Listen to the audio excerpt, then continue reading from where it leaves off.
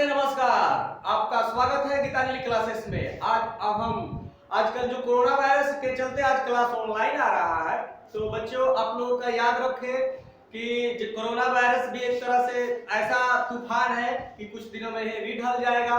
यानी कहा जाता है कि हमारी लड़ाई तूफानों से है, बेवजह की लहरें शोर मचाती है। यानी कोरोना वायरस एक लहर के एक तूफान की तरह है। एक दिन ये भी तूफान और लहर थम जाएगा, एक दिन ये भी खत्म हो जाएगा। बहुत सारे डिजीज आए, बहुत सारी बीमारियां आया, उसका भी हमारे विश्व के बहुत सारे महान वैज्ञानिकों ने, महान डॉक्टरों ने इसको खोज कर निवारण किया होगा। अब हम आप बात करेंगे चैप्टर पर आए, ज्यादा बात नहीं करें। तो आपके बाद जो क्लास रहा बहुत अच्छा रहा, बिना प्रचार किए हुए, चाहे आपका लगभग 150 पर व्यू रहा। बच्चे लोग 10th का क्लास का बहुत बहुत धन्यवाद। एक मेरे दोस्त जॉब करते हैं, उन्होंने इस पर एक कमेंट किया था कि वीडियो की क्वालिटी थोड़ा और बढ़ाइए। देखिए हो जाएगा। अब कैमरा थोड़ा सा अभी अपडेट है, आदमी अभी मजबूत सिस्टम नहीं है, होगा धीरे धीरे।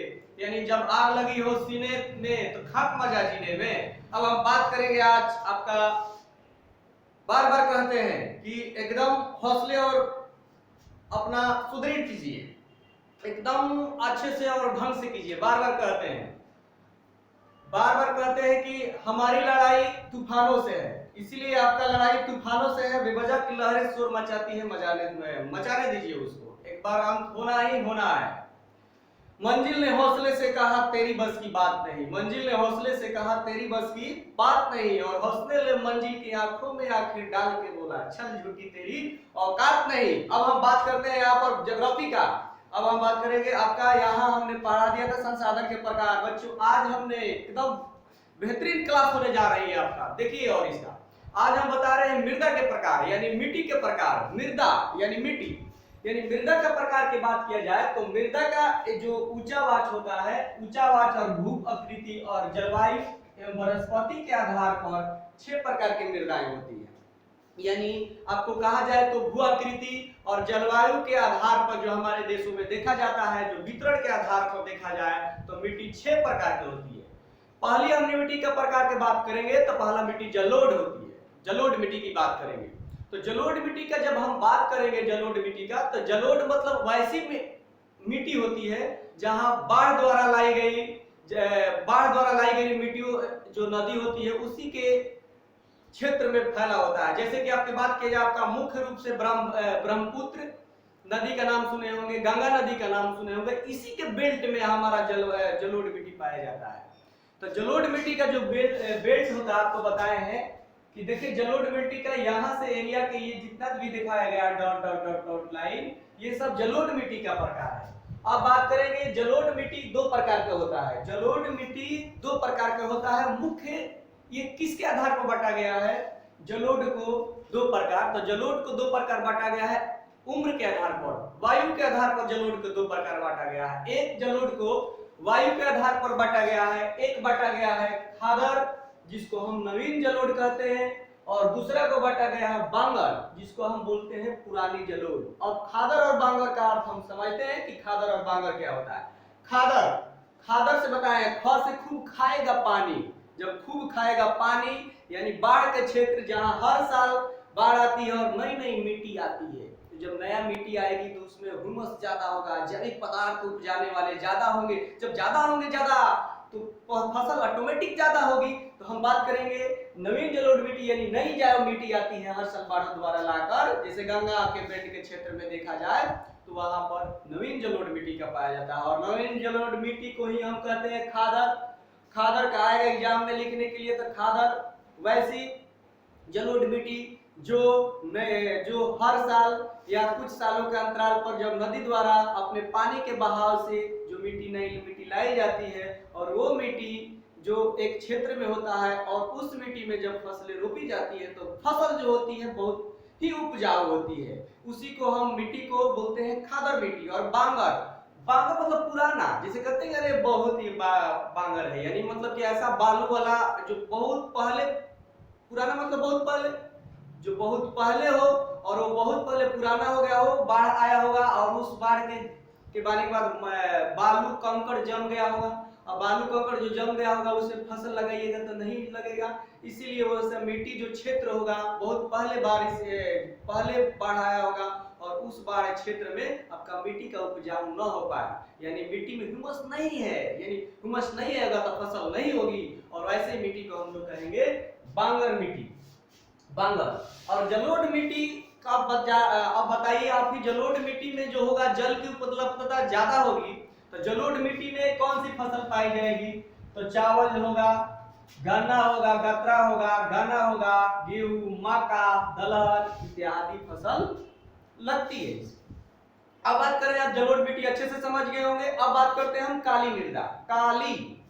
काली मृदा का आपको बताया है कि काली मृदा क्यों काली हो जाता है, क्योंकि इसमें एल्युमिनियम और लौह यौगिक की मात्रा ज्यादा होती है, इसीलिए हम इसको काली मृदा कहते हैं, ब्लैक सॉइल।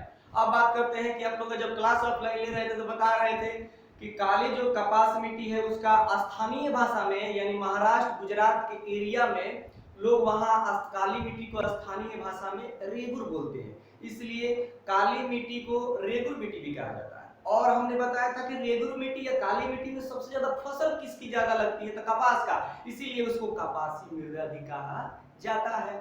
इसीलिए हमने काली मृदा को क्या नाम जाना? रेगुर जाना और कपासी मृदा जाना।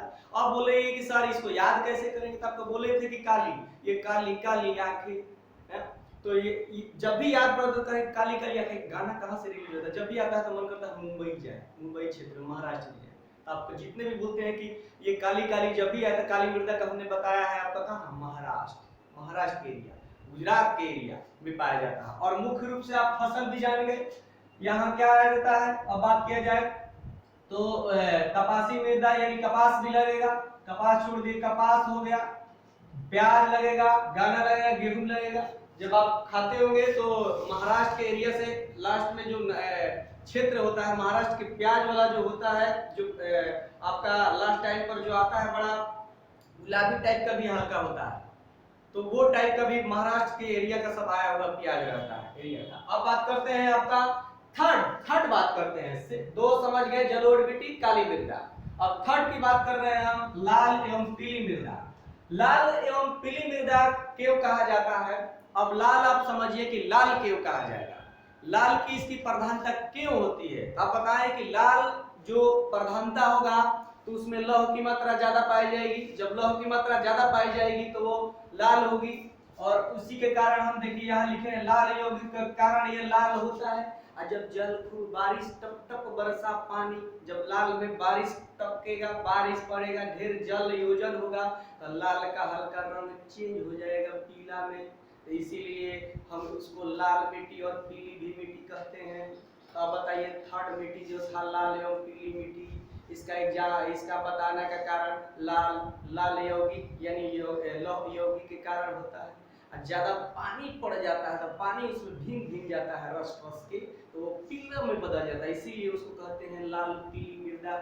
और लाल पीली मृदा कि अब बताएंगे लाल पृथ्वी में लाल जो ये जो प्रायद्वीपीय क्षेत्र में होता है। अब बताइए प्रायद्वीपीय क्षेत्र मुख्यतः बताए थे कि दक्षिण वाला एरिया में ज्यादा होगा।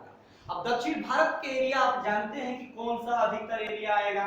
अब देख लीजिए इसमें हम सब पहचान लगाए हुए हैं लाल पीली मृदा का, तो लाल पीली मृदा का ये एरिया देखिए, एरिया ये आपका तमिलनाडु एरिया हो गया, ये वाला तमिलनाडु एरिया हो गया, हल्का थोड़ा सा कर्नाटक के एरिया आएगा, ये देखिए थोड़ा सा एरिया ये छत्तीसगढ़ उड़ीसा वाला एरिया आएगा। तो कहिए कि मैप तो हम रटवा दिए हैं पूरा कि कौन सा राज्य कहाँ है, तो आपको समझ में आया।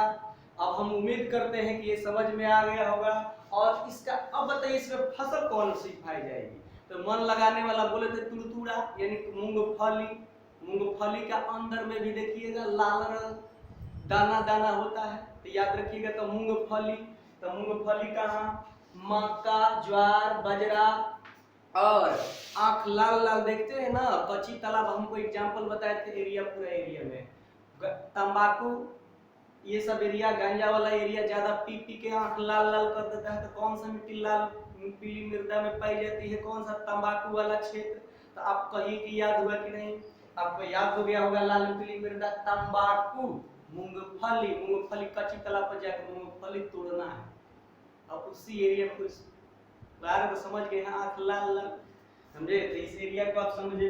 ज्वार बाजरा भी इस एरिया में आएगा मुख्य फसल। आपने 3 फसल याद हो गया, आपका 3 मिट्टी का प्रकार याद हो गया। पहला जलोढ़ मिट्टी, जलोढ़ का 2 पार्ट, खादर और बंगर। जो खूब खाएगा पानी, अच्छा फसल होगी, वो नई बाढ़ द्वारा लाई गई मिट्टी होगी तो होगी नवीन मिट्टी, जिसको हम लोग खादर मिट्टी कहेंगे। पुराने बहुत सारा पहले बाढ़ आया होगा, वो कंकड़ पत्थर बालू जमा हो गया होगा, उस मिट्टी पर फसल नहीं होगी तो उसको कहेंगे खादर।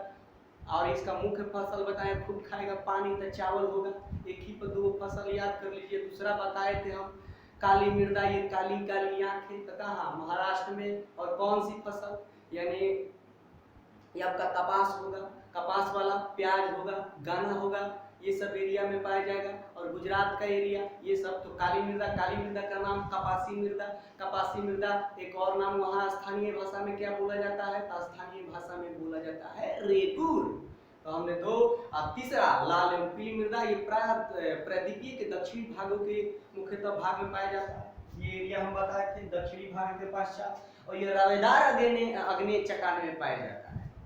और लाल रंग, लाल लौह यौगिक के कारण जब पानी हो जाता है, पड़ जाता है, तो पीला बदल जाता है। चौथा देखिए लेटराइट। लेटराइट जो है ये ग्रीक शब्द से बना हुआ है, लेटर से बना हुआ है। और हम लोग अपना शाब्दिक अर्थ में लेटराइट का मतलब होता है ईंट। अब बताइए ईंट जो होगा उच्च तापमान से होगा कि नहीं। जैसे कि आप ही घर और जुड़ाता है तो उसमें जो ईंट आता है वो उच्च तापमान पर बना होता है।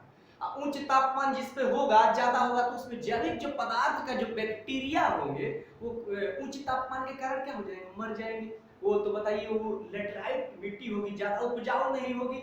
और उसका मिट्टी का ऊपर का लेयर जो होता है वो अच्छा जो मिट्टी होता है वो दह जाता है।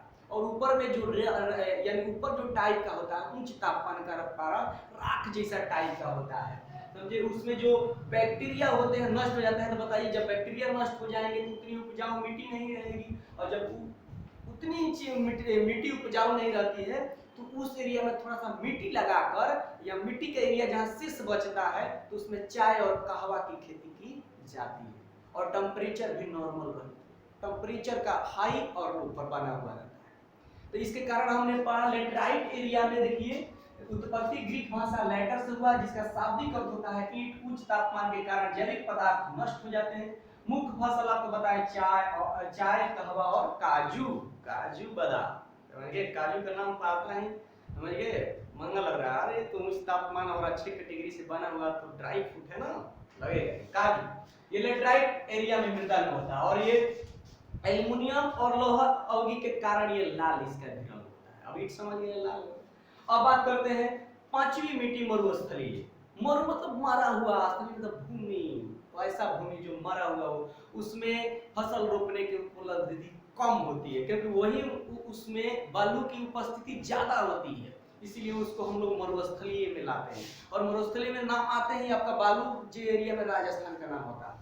अब राजस्थान का एरिया का जब बालू का नाम आया तो बालू थोड़ा सा लाल और भूरा रंग का होता है, भूरा रंग का अलग लाल। और बताइए जब पानी ज्यादा होगा तो जल्दी बाढ़ भी आएगा, और पानी क्योंकि उसमें सोखने की क्षमता नहीं रहती है, तो इलाका बालू इलाका, इसलिए सुनते होंगे कि राजस्थान में एरिया में जल्दी बारिश होता है और बाढ़ की क्रिया जा रहा है। तो हमने समझा कि मरुस्थलीय एरिया में वो बालू इलाका होगा और उसका रंग जो मिट्टी का होगा लाल हल्का और भूरा कलर का होगा। और मुख्य फसल क्या होगा आप जानते हैं कि थोड़ा सा बारिश कम हो रही है मतलब एरिया का चाहिए, और जो मिट्टी होती है जिसका कम उपज जो फसल होता है कम पानी पर, क्योंकि मरु मतलब मरा, और पानी की उपलब्धि भी कम होती है कि बालू का एरिया ज्यादा के कारण रहता है। तो उसमें आप ज्यादा गेहूं की खेती ज्यादा होती है, गेहूं की खेती, कपास की खेती इस एरिया में होती है। अब लास्ट बच गया पर्वतीय, ये ऊंचे ऊंचे नीले नीले पर्वत। अब पर्वतीय इलाके में अब चलिए ऊपर, जम्मू कश्मीर, उत्तराखंड, हिमाचल प्रदेश। आपको बताए थे उत्तराखंड से उत्तर यानी हिमालय पर चढ़े थे, हिमालय पर चढ़े थे तो हिमाचल प्रदेश, उतर गए उत्तराखंड में, हिमालय पर चढ़े थे यानी हिमाचल प्रदेश, उतर गए तो उत्तराखंड, ये सब एरिया आ गया। तो हिमाचल प्रदेश, उत्तराखंड, जम्मू कश्मीर एरिया, लद्दाख एरिया, ये सब जो एरिया होता है पर्वतीय एरिया है। थोड़ा सा अरुणाचल प्रदेश का भी भाग आ जाएगा, थोड़ा सा सिक्किम, समझे सिक्किम जो ये एरिया होता है, ये आपका एरिया जो होते हैं ये पर्वतीय मिट्टी का जहाँ पर होते हैं और ये पहाड़ी क्षेत्र होते हैं। अब देखिए इसमें जो मिट्टी की मात्रा होती है कम होती है और हिम आच्छादित होते हैं, यानी हिम मतलब कि बर्फ के सीलों से ज्यादा ढके होते हैं।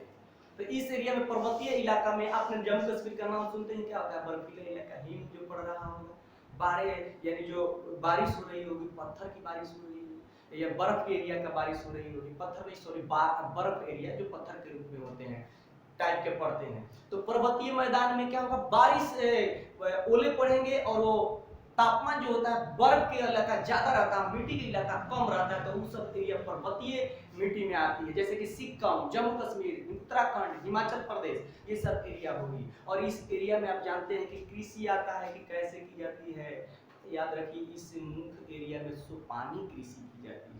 पानी मतलब पानी की जो लेयर होते हैं, उस पानी के लेयर को सीढ़ीनुमा खेती बना के किया जाता है, जैसे कि सीढ़ीनुमा पानी मतलब याद रखिए तो सोया हुआ, असल जब जब देखते हैं कि एक आर के नीचे दूसरे के तीसरे ऐसे ऐसे कृषि की जाती है, पानी को मेढ़ों पर रोक कर, तो सो मतलब लगेगा कि सोया हुआ भाग है, ऊपर से लेकर नीचे तक आर देकर, यानी मोटे मोटे दरार के मोटे मोटे जो मिट्टी के लेयर होते हैं रोकते हैं, उसको मेढ़ कहते हैं। उसी को मिट्टी के लेयर को लेकर आप पानी को रोकते हैं, और उस एरिया पर ढाल पर जब कृषि करते हैं तो उसी एरिया को पानी कृषि के नाम से जाना जाता है। तो मुख्यतः उत्तराखंड बताएं एरिया, ये सब आएगा। और इसमें जो फसल ज्यादा होगी तो बताइए, जो हिमालय के एरिया में जो बर्फीला इलाका है, पानी भी नदी में निकलेगी, नदी के इलाकों में नदी की उपलब्धता के कारण पानी ज्यादा होगा। जब पानी ज्यादा होगा तो पानी ज्यादा खाने वाला फसल कौन है? बताए थे चावल।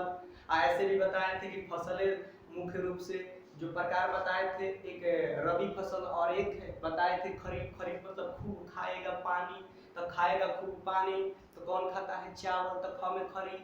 और रबी बताए थे, रबी दो अक्षर का, रबी रबी रबी बताए थे दो अक्षर का, जिसमें क्या हो? रबी मतलब सूर्य, दो अक्षर सूर्य, रबी बोले थे, तो दो अक्षर का याद रखिए फसल। चाना, चाना बताए थे आपको कि दो अक्षर का चाना, च से चाना, गस गेहूं, दो अक्षर का है। रबी फसल भी क अक्षर का है, दो अक्षर के है। तो ये जो मुख्य फसल है तो आपको याद रखिएगा, ये है एक खरीफ और एक है रबी।